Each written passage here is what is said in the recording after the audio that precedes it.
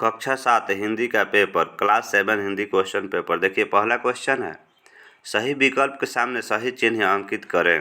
तो पहला क्वेश्चन है, पहला के पहला नंबर, वर्षा में वन में नृत्य कौन करता है? पपीहा, मालिन, मोर या हंस?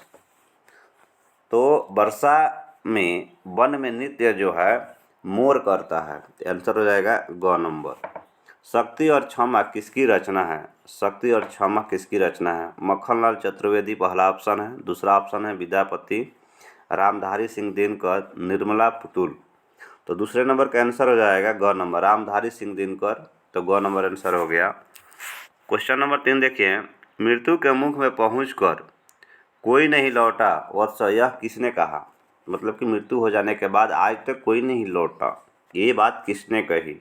तो बाजसरवा ने कहा। आंसर हो जाएगा ग नंबर, ग नहीं ख नंबर आपका हो जाएगा।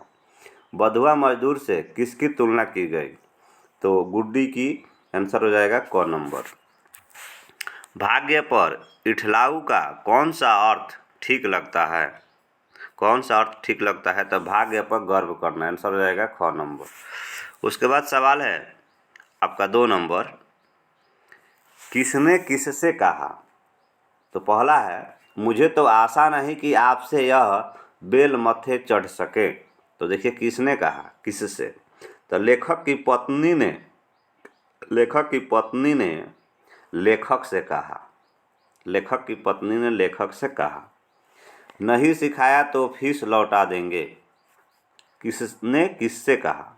तो देखिए उस्ताद ने लेखक से कहा। उस्ताद ने जो है लेखक से कहा। 3, हम शहर के पास नहीं सीखेंगे, लेखक ने तिवारी जी से कहा।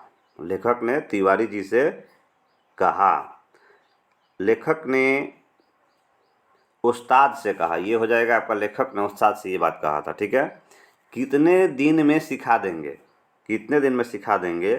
तो ये जो है लेखक ने तिवारी जी से कहा कि कितने दिन में सिखा देंगे। छोटा मुंह और बड़ी बात करता है, लेखक ने उस्ताद से कहा। ये बात जो है लेखक ने उस्ताद से कहा।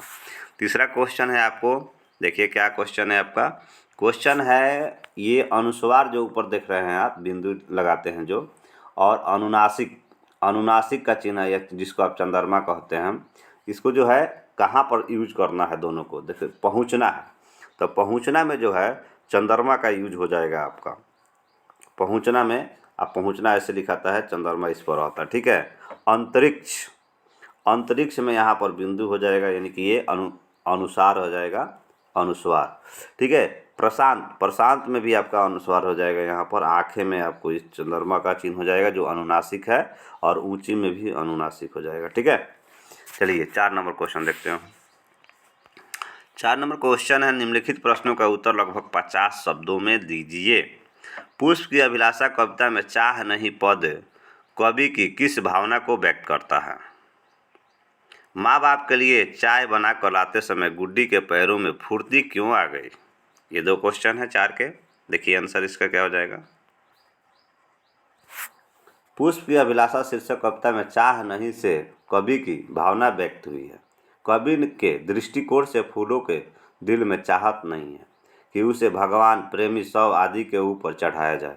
उसकी चाहत वीरों के पथ में कुचले जाने की है। गुड्डी को विश्वास है कि उसको इन सब कामों में मुक्ति शीघ्र मिलेगी। प्रधानमंत्री जी मुझे छुड़वा लेंगे। इस प्रकार का विश्वास पैदा होते ही चाय बना कर लाते समय उसके पैरों में फुर्ती आ गई। ठीक है। क्वेश्चन नंबर 5, निम्नलिखित प्रश्नों में से किसी एक का उत्तर लगभग 100 शब्दों में देना है। अगर आपको 3 वर मांगने के लिए कहा जाए तो क्या मांगेंगे? दुर्योधन को नर व्याघ्र क्यों कहा गया है? दोनों में से कोई एक बनाना है आपको। अगर हमें 3 वर मांगने के लिए कहा जाए तो मैं निम्नलिखित वरदान मांग सकता हूँ। सभी निरोग रहे, सभी अपने कर्तव्य पथ पर आगे बढ़ते रहें, सभी को जो है सद्बुद्धि मिले। दुर्योधन को पांडव ने क्षमा, दया, तपस्या, त्याग, मनोबल सबका सहारा ले समझाने की कोशिश की, पर दुर्योधन ने कभी पांडव की इज्जत न की। क्षमाशील होकर जितना दुश्मन के समक्ष पांडव प्रस्तुत हुए, दृष्ट कौरव ने उतने ही उन्हें कायर समझा।